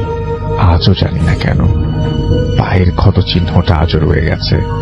আম্মুর কাছ থেকে জানতে পারি কোনো এক রাতে, সময় বা তারিখটা আম্মু খেয়াল নেই, যখন বাসায় শুধু আম্মু আর আব্বু থাকতো, আমি তখন ঢাকাতে, এখনো ঢাকাতেই থাকি, তখন সেই রাতে হঠাৎ করে আব্বুর যে বড় ভাই ছিল, আনুমানিক রাত 12টার পর হবে, আম্মু শুনতে পেল তার কণ্ঠে বলছে, সাথীদের আম্মু, আমি তোমার বড় ভাই, একটু বাইরে আসতো। আম্মুর ঘুম এমনিতেই হালকা, আওয়াজ অল্প হলেও ঘুম ভেঙে যায়। আম্মু তুলারাশির জাতিকা, আম্মু চিন্তা করলো এত রাতে বড় ভাই ডাকছে, বড় ভাই আর কোনো বিপদ হলো নাকি। আব্বু কিন্তু পাশে ঘুমাচ্ছিল। আব্বুকে না ডেকে আম্মু দরজা খুলে আর বারান্দার গেটটা যেটা আছে সেখানে দাঁড়াতেই চোখ পড়ল মেইন গেটটার সামনে। আম্মু দেখলো সাদা পাঞ্জাবি পরা, বেশ লম্বাটে আর বেশ বড় সাদা দাড়িওয়ালা একজন মানুষ দাঁড়িয়ে আছে আর হাত দিয়ে ডাকছে আর বলছে, মা এইদিকে এসো, তোমার সাথে জরুরি কথা আছে। আম্মু ব্যাপারটাকে অস্বাভাবিক বুঝতে পেরে আস্তে করে দরজাটায় রুমে এসে লাগিয়ে দিয়ে শুয়ে পড়ে। আজ পর্যন্ত আমার বাসায় আমার যে পোষা প্রাণীগুলো ছিল, কুকুর আর বিড়াল ছিল, বড় হতেই তারা হঠাৎ করেই বাসা থেকে হারিয়ে যায়, সমস্ত গ্রাম খুঁজেও পাওয়া যায় না। এই ব্যাপারটা সবাই জানে, কেন হারিয়ে যায় আমার আর আমার ফ্যামিলির জানা নেই। আমার বাসায় এখন পর্যন্ত দুজন হারিয়ে যাওয়া ছোট্ট ছেলে এসেছিল।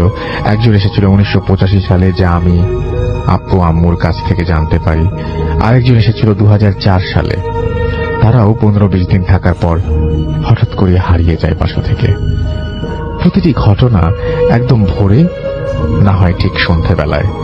এই সময়টায় বাড়ির বাইরে পা রাখতেই সব হারিয়ে গিয়েছিল, পোষা প্রাণীগুলো আর ছোট্ট ছেলেগুলো। এখনো রাতে ঘুমোলে ঠিক রাত 12টার পর আমার নাকে কেমন যেন সুগন্ধ পাই, আর কে যেন জানালার পাশে ফিস ফিস করে কিছু একটা বলতে চায়। অনেক চেষ্টা করেছি জানতে পারিনি। রুমের একটি জানালায় কান পেতে শুনতে গেলে অন্য জানালা থেকে ফিসফিস আওয়াজ পাওয়া যায়, কিন্তু বুঝতে পারি না মানুষ না অন্য কিছু। আওয়াজটা কিন্তু রাত 12টার পর থেকে 2টা পর্যন্ত হয়। আমার আব্বু একজন সরকারি কৃষি ঊর্ধ্বতন কর্মকর্তা, কিন্তু অবাক করা ব্যাপারটা হলো আমার আব্বুর হাতে যে সমস্ত গাছ আজ অব্দি রোপণ করেছেন তা কোনোদিন হয়নি। সব গাছ 1 মাস পর মারা গেছে। এখন যে বাসায় গাছগুলো আছে সব আম্মু আর আমি লাগিয়েছি। বাড়িটাকে ঘিরে প্রতিটি ঘটনায় যে প্রশ্ন সৃষ্টি হয়েছে তার উত্তর আর সমাধানের জন্য কিছুদিন আগে আমার আব্বু একজন প্যারানরমাল এক্সপার্টের কাছে যান, কারণ এর প্রভাব শুধু আম্মু আর আমার ওপরেই সবচেয়ে বেশি পড়েছে। সমাধানের কাজ এখনো চলছে। আরো কিছু ঘটনা ঘটে গেছে যা বলার নিষেধ আছে, যদি ক্ষতি হয়ে যায়। এই জন্য এখন বলতে পারবো না। যদি সমাধান হয় আমি অবশ্যই আপনাদের জানাবো। আরো অনেক ঘটনা আছে, আমি লিখে পাঠাবো। সবাই ভালো থাকবেন আর সাবধানে থাকবেন। এরপরে তিনি তার ফোন নাম্বারটা দিয়েছেন। তো এই ছিল ঘটনা। আশা করছি ঘটনাটা আপনাদের অনেক ভালো লেগেছে। আমরা এখন আমাদের একটা চমৎকার ঘটনায় যাব। আমাদের নতুন একজন অতিথি এসছেন তার কাছে, তারপরে তো বাবু ভাই আছেন। সুতরাং আমি এটাই বলছি যে আপনাদের অপেক্ষা করতে হবে।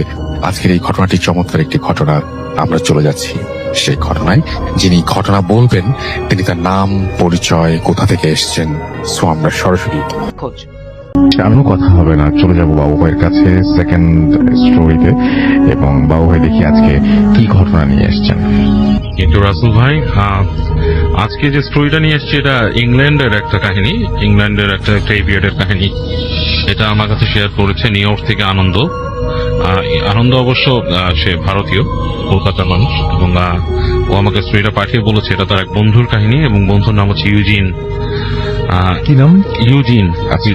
ইউজিন হচ্ছে অ্যাকচুয়ালি, ইউজিনটা হচ্ছে ইংল্যান্ডে সেটেল, ছোটকাল থেকে বড় হয়েছে, বাট ওর ফ্যামিলি এসছে হচ্ছে রাশিয়া থেকে। আচ্ছা, এবং ওখানে ইংল্যান্ডে ব্রন বর্ডার।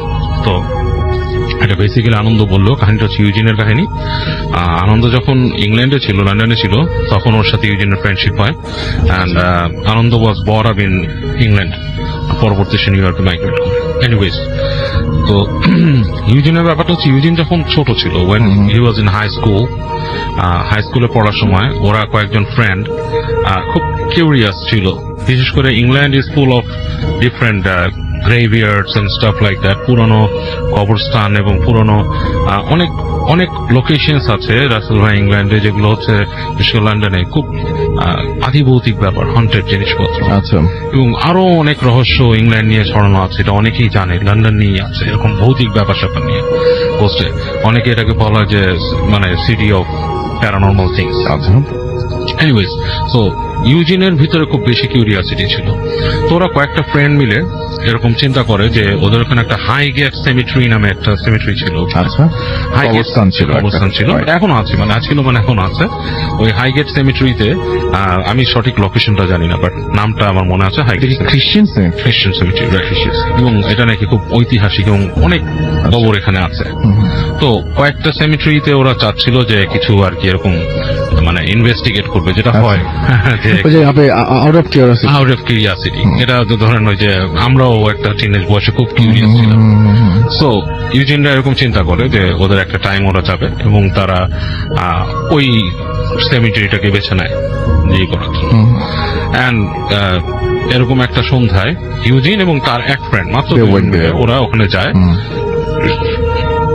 যে প্রথম বলতেছে, মানে ওদের কথাটা হচ্ছে সেমিট্রিটা নাকি দুইটা অংশ আছে এবং দুই পাশে মানে দুই সাইডে এবং বিশাল, বলতেছে আমরা 1 লাখেরও বেশি কবর এখানে আছে। আপনি সাইজটা বুঝতে পারছেন, অনেক বড়, অনেক বড়। তো আমাদের এরকম মনে হয় এত বড় আমরা দেখি, বিশাল জায়গা এবং বিশাল প্রাচীন জায়গা। তো বলতেছে কত কম মানুষের জন্য কত বড় জায়গা। তো বলতেছে যে এই জায়গাটার ভেতরে যে ওরা কনফিউজড হয়ে যায় ফার্স্টে, যেই প্রথমে হচ্ছে ওগুলো রেস্ট্রিক্টেড জায়গা, প্রথমেই সন্ধ্যার পর মানুষকে সাধারণত সব জায়গায় যেতে দেয় না, পুলিশ রেস্ট্রিক্ট করে। তো যখন যায় তখন চিন্তা করে যে এখানে কিভাবে ঢুকবো, অনেকে চিন্তা করে ওরা ঢুকে। তো ঢোকার পরই বলে যেটা যে গা ছমছম করা একটা পরিবেশ ওইখানে, কিন্তু বিভিন্ন আর কি আপনার বড় বড় দেয়াল আছে, ক্রিপ্ট আছে, আরো অনেক পুরানো স্থাপন আছে কবরস্থানের ভিতরে। সো সবগুলো দেখে ওরা একটু কনফিউজড হয়ে যায় কি করবে, কোথায় যাবে। তো হাঁটতেছে দুই ফ্রেন্ড, প্রথম দিকে ভয়ের তেমন কিছু না, একটু রহস্যজনক লাগছে রাতের বেলা, এবং বলতেছে যে আকাশে চাঁদ উঠছিল এবং ঈশের বর্ণনা, আনন্দের বর্ণনা আরো সুন্দর ছিল, বইয়ের মতো করে বলে লিখছে সেই জিনিসটা। তো বলতেছে যে খুব মানে সুন্দর, বাতাস বইছে, হালকা ঠান্ডা, হ্যাঁ মানে চিল্ড ওয়েদার। তো হাঁটতে হাঁটতে একসময় ওদের মধ্যে ভয় ব্যাপারটার থেকে একটু অ্যাডভেঞ্চার টাইপের চলে আসে। আচ্ছা, ইউজেনের যে ফ্রেন্ড ছিল সে ইউজেনকে বলে যে ইউনো ওয়ান, তুমি একটা কাজ করতে পারো, তুমি তো অনেক সাহসী, তুমি আর আমি দুজন আসছি, অ্যান্ড আমরা এখানে লুকোচুরি খেলি, পিকাপু খেলি, অ্যান্ড দেখি এটা কেমন, হ্যাঁ খুঁজে বের করবো, প্যারামিটার বেশি না, এতটুকু প্যারামিটারের মধ্যে এরকম দেখে। তো ও বলতেছে লুকানোর ব্যাপার হচ্ছে তুমি টুমস্টোনের পিছনে লুকাতে পারো, ক্রিপ্টের মধ্যে ঢুকতে পারো ইফ ইউ ওয়ান্ট। ক্রিপ্ট জিনিসটা একটু বর্ণনা করে দিই, অনেকে ক্রিপ্ট হচ্ছে একটা ছোট ঘরের মতো থাকে, যেমন অনেকগুলো কবর হচ্ছে যে মাটির নিচেই কবর দেওয়া হয়, স্ল্যাব সরিয়ে কফিন ঢুকিয়ে দেওয়া হয়, তারপরে মতন। হ্যাঁ, আর ক্রিপ্টটা হচ্ছে একটা ছোট ঘরের মতো, সেটার উপর একটা বেদি থাকে, সে বেদির উপরে কফিনটা বসিয়ে পাথরের ইটা বা দরজাটা লাগিয়ে দেওয়া হয়, সেটা আর মাটির তৈরি। অনেকে মুভিতে দেখেছেন আমার মনে হয়, অনেকে হয়তো মুভিতে দেখেছেন, অনেকে হয়তো এটা জানেন না, এর জন্য আমি টুমটাও একটু বলে দেন তাহলে। টুম হচ্ছে জাস্ট আমাদের যে কনভেনশনাল কবর, যেটা মাটির নিচে কফিনটা দিয়ে ওরা রেখে দেয়, উপরে সামনে খ্রিস্টানদের ক্রস থাকে। তো এই হচ্ছে ডিফারেন্স। এই হচ্ছে ডিফারেন্স। তো ওকে বলে যে তুমি যে কোনোটার মধ্যে লুকাতে পারো। তো ওরা খুব রাজি হয়ে যায়, দুইজনে খুব ইন্টারেস্টেড। ও আচ্ছা, লুকোচুরি খেলাটা হবে এইভাবে। আমি ভাবছিলাম কবরস্থানে গাছ টাছ বা এরকম কোনো কিছু হবে না, কিন্তু ওরা হ্যাঁ আচ্ছা। এবং তারা মনে করে এটা তাদের একটা মানে ফান প্লাস যদি কিছু এরকম পায় তারা, এরকম একটা কিছু। এনিওয়েজ, তো প্রথম ইটাই পড়ে হচ্ছে আপনার ইউজিনের ফ্রেন্ড। ওরা দুজন একটা টস করে, টসের মধ্যে ইউজিনের ফ্রেন্ড যে আছে সে লুকাবে, ইউজিন খুঁজবে। এটা হচ্ছে প্রথম টার্ন, প্রথম খেলা শুরু হয়ে যায়। ইউজিন দাঁড়ায় এক জায়গায়, যে আপনার চোখ বন্ধ করে সে গুনে, তার হচ্ছে যে 20 পর্যন্ত গুনবে। তো ব্যাপারটা হচ্ছে ছোটকালে কিন্তু আমরা এটা খেলতাম, আমরা অনেকেই মানে যখন আমরা এমনটা বয়সে ছিলাম যে ছেলে মেয়ে সবাই একসাথে ঘোরাফেরা করতাম, বয়স যখন 8-10 বছর বয়স, তখন কিন্তু একটা মানে খেলার মধ্যে একটা চিটিং টেন্ডেন্সি ছিল, দেখা কোথায় পলাচ্ছে। এখন কিন্তু সেরকম নাই। If you can recall those days, তখন কিন্তু দেখা যেত রাসেল ভাই বিদ্যুৎ চলে গেলে ঢাকা শহরে এই খেলাটা হতো প্রায়। আমার মনে আছে, মনে আছে, এবং মানে ইলেকট্রিসিটি যাওয়ার সময় সঙ্গে চিৎকার, এবং তারপর দেখলাম যে হইচই শুরু হয়ে খেলা শুরু করতো।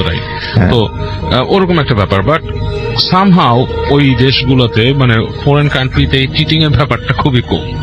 ওদেরকে যদি বলেন যে you have to close your eyes and count, তারা কিন্তু হাত দিয়েও ধরবে না, চোখ এমনি বন্ধ করে কাউন্ট করবে।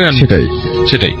এনিওয়েজ, এটা বুঝালাম এই কারণে যে মানে ওই ইউজিনের ভেতরে চুরির প্রবণতাটা ছিল না। What they say from the heart, একদম সেটা আমার মনে হয়। ও চোখ বন্ধ করে ও গুনতে থাকে, এন্ড ওর ফ্রেন্ড হারিয়ে যায়। হঠাৎ করে চোখ খুলে দেখেন না, তো হার আগে একটা শীষ দেখে, হ্যাঁ, শীষ দিয়ে মানে বুঝায় যে আমি আছি আশেপাশে কোথাও। সো যেটা করে, ও খুঁজতে থাকে রাসেল ভাই, এবং খুঁজতে থাকে, সে বিভিন্ন টুমের পেছনে যায়, এবং এক সময় দেখা যায় পুরো নিঃশব্দটা ওকে ঘিরে ফেলেছে। তখন কিন্তু আর কোনো শব্দ নাই, ও হালকা ক্রিকেটের শব্দ পাচ্ছে, মানে হালকা শব্দ স্টাফ লাইক দ্যাট, কিন্তু কোনো শব্দ নাই। এবং তখন ওর মধ্যে হালকা হালকা ভয় বাঁধা শুরু করে রাসেল, মানে একটু ভয় পেতে থাকে সে, এবং একা তো পুরো কবরস্থানে। এবং দেখছে তো একটা ক্রিপ্টের সামনে যায়, ও কিছু ভেতরে একটু শব্দ পায়, টুক করে একটা শব্দ হচ্ছে, মনে হচ্ছে যে একটা পাথর বা কিছু পড়লো ভেতরে। তো কাছাকাছি যায়, ও মনে করে যে এটাই মনে হতে পারে। ও যে দরজাটা দেখে না সেখানে কান পাথরে ভিতরে এসে শুনতে পাচ্ছে যে কেমন শব্দ, খস খস খস খস খস খস, আবার হালকা একটা হাসির শব্দ পায়, মানে মনে হচ্ছে কি হাসলো। হাসিটা শুনে ও মনে করে যে এটাই ওর ফ্রেন্ড। তো কি করে, ক্রিপ্টের দরজাটাকে সে ধাক্কা দিয়ে সরায়। এটা খুব একটা ভারী ছিল না, বাট ঘড়ঘড় করে শব্দ করে খুলে। তো ব্যাপারটা হচ্ছে কি, ইউজিন কিন্তু এটা খেয়াল করে নাই যে এই যে ঘড়ঘড় করে দরজাটা খুললো, ওর ফ্রেন্ড যদি এটার ভিতরে লুকাতো সে কিন্তু শব্দটা পেত। রাইট, একদম। ওই সময় কিন্তু তার মাথাটা কাজ করে। নক করার কোনো শব্দ পেয়েছিল নাকি? হ্যাঁ, না, নক করার কোনো শব্দ পায়নি। ও ভেতর থেকে শব্দ পাচ্ছে, হালকা হাসির শব্দ, মানে খড়খড় খড়খড় শব্দ। বাট সে কিন্তু মানে ওইটা তার রিকল করে নাই যে আমার ফ্রেন্ড যদি লুকাতো, এই দরজাটা সরাতো, দরজাটা খোলা থাকতো, বা ভিতর থেকে খুললে লাগার একটা শব্দ হতো, সে কিন্তু ওটাকে সরিয়ে ভেতরে ঢুকে যায়। ভেতরে ঢোকার পরে সে দেখে হালকা হালকা মানে বুঝে পাওয়া যাচ্ছে একজন মানুষ আছে ভেতরে, মানে কেউ একজন আছে, ওই যে বেদিটার ওই পাশে, কফিনের ওই পাশে। তো তখন ভয় পায় কিছুটা, ভয় পেয়ে তখন সে বলে যে আর ইউ দেয়ার, বন্ধুর নামটা আমাকে বলেছিলাম, আমি জাস্ট ভুলে গেছি বন্ধুর নামটা। তো বলে আর ইউ দেয়ার, তো কোনো শব্দ নাই, হাসতেছে। সো ও 2-3 সেকেন্ড পরে বলে গাছ ইউ, তোমাকে পেয়েছি আমি, হ্যাঁ, বলে সে ফট করে ফ্ল্যাশ লাইট বের করে মারে। মারার পর দেখে বন্ধুরা বসে আছে, মানে ওর বন্ধুরা বসে আছে। তো ও ওকে মানে মনে হয় আমি কিছু পেয়েছি। ও বলে যে ওয়েল আই ফাইন্ড ইউ, তোমাকে আমি পেয়েছি, I found you, so now let's go, আমরা আর খেলবো না, চলো জায়গা। তো ফ্রেন্ডটা বলে কি নো, না ইটস মাই টার্ন, আমার টার্ন, তুমি লুকাও। তো ও বলে যে আমি লুকাবো না, চলো আমার সঙ্গে, ভালো লাগতেছে না আমার কাছে, চলো। তো ফ্রেন্ডটাকে যখন ও হাতটা ধরে, বন্ধুর হাতটা ধরে, হাতটা দেখে বেশ ঠান্ডা, লাইক কোল্ড, মানে যেটা নাকি হাত হওয়ার কথা না, সেরকম একটা টেম্পারেচার, বডি টেম্পারেচার। তো আমার নিজেরই গুলকম হচ্ছিল। তো ওর বন্ধু উঠে দাঁড়ায়, তারপর দুজন বের হওয়ার পিছনে ওর বন্ধু বলতেছে ওকে যখন দাঁড়ায়, বলে যে আমরা তো এখানে অন্য কাজে আসছিলাম, রাইট, আমরা কিছু প্যারানর্মাল জিনিস দেখতে আসছিলাম, হাউ কাম আমরা এই খেলাতে চলে গেলাম? তো চলো আমরা একটু ডিগ আউট করি, সামনে যাই, আরো দেখি কিছু।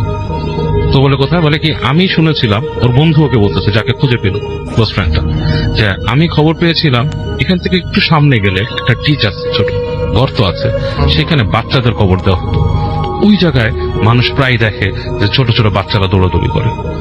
তো বলতেছে তুমি তো আমাকে আগে বলো না এই কথা, তুমি আমরা ঢুকছি না জেনে হাঁটা চলা করতেছি, তুমি আমাকে বলছে না ইলাস তো আমরা ওইটা আমি তোমাকে দেখাই, আমি শুনছি। এবং ওর বন্ধু হাঁটা দেয়, ওর আগে আগে যাচ্ছে, ও ফলো করে যাচ্ছে এবং ও দেখতেছে ওর বন্ধু বেশ প্রিসাইজ কোথায় যাচ্ছে ওর বন্ধুটা।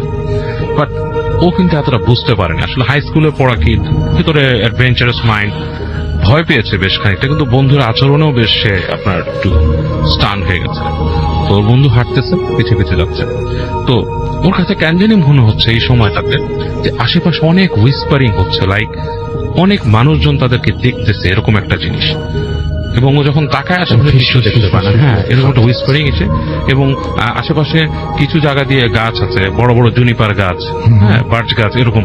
তো খুব ওর মধ্যে একটা ভয় টানা বেঁধে উঠতে থাকে। তো ফ্রেন্ডকে একবার ডাকে, হে স্টপ, আমরা না যাই ওখানে, উই ক্যান গো ব্যাক, অনেক দূর চলে আসছি আমরা, আর কত গভীরে যাবো? বলে কি নো রিচ একটু কাছে, তুমি আসো, আমি শুনছি, আই হ্যাভ দ্য থিং, আমি নিউজ আছে, I have the news, let's go and find out. বলে ওকে নিয়ে যেতে থাকে। এবং যেতে যেতে একটা পর্যায়ে ও যে দেখে যে একটা জায়গা বেশ একটু ঢাল হয়ে গেছে নিচে, যেমন জিনিসটা অনেকটা এরকম আমাদের যদি আপনারা ওই যে চারুকলাতে গেলে একটা কিন্তু বড় ঢাল আছে পুকুরের মতো নিচে, ওরকম একটা ঢাল টাইপের, হ্যাঁ, বা আমাদের চিড়িয়াখানাতে, ঢাকা চিড়িয়াখানাতে কিন্তু একটা ঢাল আছে বেশ, ঠিক ওরকম একটা জায়গা। এবং ওইখানে কিছু ছোট ছোট মানে আপনার টুম আছে, দূরে দেখা যাচ্ছে। এবং ওই সময়টায় অলরেডি আপনার ইংল্যান্ড কিন্তু বেশ ঠান্ডা এলাকা, ফগি টাইপের, মানে বেশ কুয়াশা খেলা করছে। তো ওই জায়গাটা দেখেই না ওর মনের মধ্যে একটা ভয় লেগে যায়, ধপ করে উঠে, মানে something is telling him not to go there. এরকম সময় দেখে যে ওর বন্ধু নেমে গেছে অলরেডি, মানে হি ইজ গোয়িং ডাউন, আর ও তাকে ফলো করে। এখন কোনো উপায় নেই, ও তো জানছে ওর বন্ধু এটা যাচ্ছে, ও বন্ধুকে বারবার ডাকতেছে, ওখানে যেও না, ডোন্ট গো, চলো আমরা চলে যাই, ইটস টু মাচ, ওখানে যাওয়ার দরকার নাই, অনেক ফান হয়েছে, উই হ্যাড ডান, আমরা যা খুঁজতে আসছিলাম আসছে, অনেক দরকার নেই। এক পর্যায়ের বন্ধু যে দেখে যে কুয়াশার জায়গাটা, সেখানে কিন্তু ওর বন্ধু ঢুকে গেছে, ও ভালো দেখতেও পাচ্ছে না বন্ধু, ও ফলো করতে করতে কাছে চলে গেছে। এবং এই সময় ও দেখে, মনে হয় যে কতগুলো টুমস্টোনের পাশ থেকে কিছু মানুষ উঠছে, লাইক কিছু ছায়ার মতো, মানে মানুষ ঠিক না, বোঝা হচ্ছে না, মানে মানুষের আকৃতি, এবং খুব বড় না, ছোট ছোট উঠছে এরকম। এবং বেশ কিছু হুইসপারিং ওর কানে আসছে। এই সময় পিছন থেকে দেখে ওকে ইউজিন বলে ডাকতেছে, খুব জোরে জোরে জোরে ডাকতেছে পিছনে। তখন ও ফিরে তাকায়, ও দূর থেকে দেখে যে ওর ফ্রেন্ডটা পেছন থেকে দৌড় দিয়ে আসতেছে, ওর সাথে দৌড় দিয়ে আসতেছে। এবং ওর সামনের দিকে তাকায়, দেখে কিচ্ছু নাই। তার মানে অন্য একজন যাকে দেখেছিল সে আসলে অন্য কেউ ছিল, তাকে নিয়ে যাচ্ছিল কোথাও। এবং ওর ফ্রেন্ড দৌড় দিয়ে আসে, দেখে ওকে বলে যে তোমার কি হয়েছে? ও তো খুব ভয় পেয়ে যায়, বন্ধুকে জড়ায় ধরে, বলে যে আমি মনে করছি তুমি আমাকে নিয়ে গেছো লিড করে এসে। বন্ধু বলে নো, আমি লুকায় ছিলাম, আমি বুঝতে পারিনি, অনেকক্ষণ পরে আমি তোমার শব্দ পাইছি, তুমি যাচ্ছ, এবং তোমাকে আমি ফলো করতেছিলাম, তুমি একা একা হেঁটে যাচ্ছিল, তা আমি তোমার সাথে মজা নেওয়ার চেষ্টা করছি অনেকক্ষণ, বাট সামহাও আমি দেখলাম যে তুমি আমার নাম ধরে ডাকতেছো সামনে, তখন আমার কাছে কনফিউশন লাগছে, এবং এখানে আস্তে আস্তে তোমাকে ফলো করে এরকম পাইছি, আমরা এখান থেকে চলে যাই। সো ইউজিন যাওয়ার পথেও সে প্রচন্ড ভয় পাচ্ছিল এই বন্ধুটাকেও ফলো করতে। এই বন্ধুটা তাকে পরে বিলিভ দেয় যে it's me, it's not this, এবং সে বলে যে আই সোয়ার টু গড, এবং অনেক কিছু বলে যে আমি এটা না। এবং ইউজিনের মতে যে ওই কবরস্থানটা খুবই একটা খারাপ জায়গা ছিল, এবং এরকম নাকি লন্ডনে বলছে যে যদি খবর নাও, প্রত্যেকটা কবরস্থানে বিভিন্ন বিভিন্ন হন্টেড প্লেস আছে, এবং মানে এই ধরনের বহু ঘটনা মানুষ চাক্ষুষী করে, বলে যে এমন একটা জায়গা হচ্ছে লন্ডন যেখানে নাকি এই ধরনের মিস্ট্রি হতেই থাকে, মানুষ সবাই তাই, আমিও অনেক শুনেছি এরকমই লন্ডন সম্পর্কে। এবং আপনি যে ঘটনাটা বললেন, এটা তো জিন দিয়ে ঘটনা যেতে পারে, অবশ্যই ইটস জিন, নাথিং বাট জিন। এরা এই যে অ্যাবান্ডেন কবরস্থান, কেউ যাচ্ছে না, ওদের থাকার জায়গায় তো ব্যারেন ল্যান্ড গুলোর মধ্যে। এবং আপনার ভাই আছেন আমাদের এখানে, এবং তার যে দ্বিতীয় ঘটনাটি সেটা আমরা শুনবো। থ্যাংক ইউ রাসেল ভাই। এখন যে ঘটনাটি আমি শেয়ার করব, এই ঘটনাটি একটি মেডিকেল কলেজের ঘটনা। জি। তো ঘটনাটি আসলে যিনি যার সাথে ঘটেছে তার নাম বলতে বলেছে, কিন্তু ওনার বর্তমান কর্মস্থল বলা যাবে না। তো উনি একজন পেশায় শিশু চিকিৎসক, ওনার নাম হচ্ছে মরিয়ম। জি। তো উনি রাজশাহী মেডিকেলে পড়তেন, এক সময় রাজশাহী মেডিকেল স্টুডেন্ট ছিলেন, তাও সেটা স্বাধীনতার আগের কথা। তো ওনার এখন অনেক বয়স হয়ে গেছে, অনেক প্রবীণ একজন, হয়তো ওনার নাম অনেকেই জানে থাকতে পারেন। তো ওনার সাথে ঘটে যাওয়া ঘটনাটি, তো উনি যখন রাজশাহী মেডিকেলে যখন পড়তেন, তখন পড়াকালীন সময়ে তো সেখানে ওনার উনি 3rd ইয়ারে যখন ওঠেন, তখন ওনার একটা রুমমেট আসে। জি। তো ওই রুমমেটের অদ্ভুত ব্যাপার, রুমমেট তার সাথে কোনো কথা বলতো না, সে শুধু লেখাপড়া করত আর মানে তার সাথে কোনো কথা বলতো না। এই এখন সে যদি জিজ্ঞেসও করে কোনো কথা, মানে সে এমন ভাবে রিয়াক্ট করে যে সে কিছু শোনেই নি, বা সে এমন বধির, মানে সে কানে শোনে না, এমন ভাবে সে রিয়াক্ট করে। তারপর উনিও চিন্তা করলেন যে আমি 3rd ইয়ারের একজন সিনিয়র আপু, অথচ এ 1st ইয়ারে পড়ে, আমি বারবার তাকে বলি, কথা বলার চেষ্টা করি, সে কথা বলে না। এটা নিজের ওনারও ইগোতে এটা লাগে, তো উনিও বেশ এড়িয়ে যাওয়ার চেষ্টা করেন। তো এরকম 2-3 সপ্তাহ হয়ে যাওয়ার পরে উনি মানে খুব বিরক্ত হন ওই আচরণে, ওই নতুন রুমমেটের আচরণে খুব বিরক্ত। একদিন রাগ করে বলেন যে তুমি কি আমাকে পাত্তা দাও না, তোমার একসাথে থাকি, তোমার সাথে এতবার কথা বলার চেষ্টা করি, কত গুরুত্বপূর্ণ কথা থাকে, তুমি কথার উত্তর দাও না কেন? তো সে পড়া থামিয়ে তার দিকে অত্যন্ত কর্কশ ভাবে বলে যে আমি কারোর সাথে কথা বলি না, কেউ কথা আমার সাথে বলুক এটা আমি চাইও না, সুতরাং আমার সাথে কথা না বলার চেষ্টা করবা, যদি খুব প্রয়োজন হয় তাহলে আমি তোমার সাথে কথা বলবো, আমার সাথে কথা বলবা না। তো এই 1st ইয়ারের এই স্টুডেন্টের আচরণে উনি খুব মানে মর্মাহত হলেন যে এরকম একটা আচরণে। তখন উনি পারতপক্ষে তার সাথে আর কথা বলতেনই না, কিন্তু একই রুমে থাকতেন, স্বাভাবিকভাবেই কিন্তু অনেক প্রয়োজন হয়, যার কারণে প্রয়োজন হতো, তারপরে উনি চেষ্টা করতেন যে বিষয়গুলো অ্যাভয়েড করার জন্য। এর ভিতরে রাসেল ভাই ওই মেয়েটা যখন প্রথম এই আসে, দেখা যেত যে সে কিন্তু ক্লাসেও খুব ভালো পড়া পারে, মানে তার লেখাপড়ার ইউটাও খুব ভালো। তো হঠাৎ এই মর্গের যিনি পাহারাদার, উনি এসে মেডিকেল কলেজের অধ্যক্ষের কাছে এসে অভিযোগ করলেন যে ইদানিং দেখা যাচ্ছে যে রাতের বেলা লাশগুলো ওনারা যেভাবে সাজিয়ে রেখে যান, সকালবেলা এসে দেখে লাশগুলো এলোমেলো, এবং আরো অদ্ভুত ব্যাপার হলো লাশের শরীরের কিছু কিছু অঙ্গ তারা আর খুঁজে পান না। যেমন দেখা যাচ্ছে যে তার হাতের কিছু আঙ্গুল খুঁজে পাওয়া যাচ্ছে না, আবার দেখা যাচ্ছে তার চোখ খুঁজে পাওয়া যাচ্ছে না, খুব অদ্ভুত, কিন্তু আঙুল এবং চোখ এগুলো খুঁজে পাওয়া যাচ্ছে না, আবার কান খুঁজে পাওয়া যাচ্ছে না। তো দেখা যাচ্ছে রাসেল ভাই কোনোটা হয়তো পোস্টমর্টেম হয়ে যাওয়ার পরে হয়তো আপাতত রেখে দিয়েছে, অথবা কোনোটা পোস্টমর্টেম হবে। তো যখন লাশ আসে ওনারা তো আসলে অত দেখে রাখেন না ওখানে। তো পরবর্তীতে যখন ওই সুরতহাল রিপোর্ট যখন প্রথমে ছিল, তখন ওটার সাথে মিল করতে গিয়ে দেখে যে না, সুরতহাল রিপোর্টে তো প্রথমে এইগুলো ছিল না, প্রথমে লাশের এই বৈশিষ্ট্য ছিল, পরে আবার দেখা গেল এইগুলো তাহলে কিভাবে আসলো, লাশের এই অবস্থা কেন হলো। এই ধরনের সমস্যা যখন হলো, তখন মানে বিষয়টা সবার টনক নড়লো প্রশাসনের, যে সুরতহাল রিপোর্টের সাথে প্রাথমিক পুলিশের রিপোর্টের সাথে পরে কিছু মেলে না, লাশের কিছু কিছু লাশের এরকম সমস্যা দেখা যাচ্ছে। এবং ওই যে প্রথমে অভিযোগ করেছিল যে যারা পাহারাদার, যে সকালবেলা দেখা যায় যে লাশগুলো এলোমেলো, তো হ্যাঁ কথার সাথে মিলছে। তখন কি করে হলো যে ওই মর্গে পাহারাদার বসানো হলো, মানে পাহারাটা আগেই ছিল, পাহাড় একটু করা হলো, যে যাতে করে এই বিষয়টা যাতে রহস্যটা উদ্ঘাটিত হয়। তো এত কড়া পাহারা দেওয়ার পরেও দেখা যাচ্ছে যে কোনো কাজ হচ্ছে না, ঘটনা ওই একই রকম ঘটছে। তো এরকম বেশ প্রশাসন, আর তখন তো আসলে ওই সময় তো সিসিটিভি ছিল না, এরকম এত মানে টেকনোলজি ওই সময় তো ছিল না যে যাতে করে ওইভাবে অবজার্ভ করা যাবে, এই জন্য মানুষ দিয়েই যতটুকু পাহারা করানো যায়, এটাই ছিল তো ওই সময়ের অবস্থার মানে ভরসা ছিল আর কি, এটাই। তো তারপরে যখন এগুলো হচ্ছে না, তখন মানে প্রশাসন মানে হসপিটাল কর্তৃপক্ষ খুব বেশ চিন্তিত হয়ে গেল যে এই লাশের চোখ বা এই নখ মানে আঙ্গুলগুলো কোথায় যায়, মানে এত কিছু বাদ দিয়ে কেন এগুলোই কেন থাকে না, আরো তো অনেক কিছুই তো মানে কেটে নিয়ে যেতে পারে, কিন্তু এগুলোই কেন করছে। তো এখন মানে তারপরে কি হলো, আস্তে আস্তে জিনিসটা কমে আসা শুরু করলো, মানে এই টেন্ডেন্সিটা বা এই ধরনের এগুলো কমে আসা শুরু করলো ব্যাপক পাহারার পরে। শেষ পর্যন্ত দেখা গেল যে লাশ কাটা ঘরের মধ্যেও পাহারা বসানো লাগলো, যে শুধু গেটে না, একদম ভিতরেও পাহারা বসাতে হয়েছে এই অবস্থার কারণে। তখন আস্তে আস্তে একটু জিনিসটা কমে আসা শুরু করলো। যখন কমে আসা শুরু করলো, তখন রাসেল ভাই আসল ঘটনাটা মানে প্রকাশ পেল যে আসলে মূল বিষয়টা কি ছিল। আমরা প্রথমে যে মরিয়ম আন্টির বিষয় দিয়ে শুরু করেছিলাম, যে উনার রুমমেটের ছিল, উনি আর একটা বিষয় ফলো করতেন। তার রুমমেট মানে রাতের বেলা যখন ওয়াশরুমে যেতেন, ওয়াশরুম থেকে সে যখন ফিরে আসার পরে দেখতো যে সে মুখ মুছছে খুব সুন্দর করে, মানে এই মাত্র কোনো কিছু সে খেয়ে এসেছে, এরকম ভাবে সে মুখ টুক মুছতো আর কি। তখন উনি মনে করতো হয়তো ওয়াশরুম থেকে আসে মুখ টুক ধুয়ে আসছে, এরকম করে মুছতেই পারে। কিন্তু তার এই বিষয়টা একটু অন্যরকম ছিল, অস্বাভাবিক রকমের ছিল। এমনি মুখ ধুয়ে এসে মুখ মোছা আর খাওয়ার পরে মুখ মোছার ভিতরে কিছুটা পার্থক্য রয়েছে।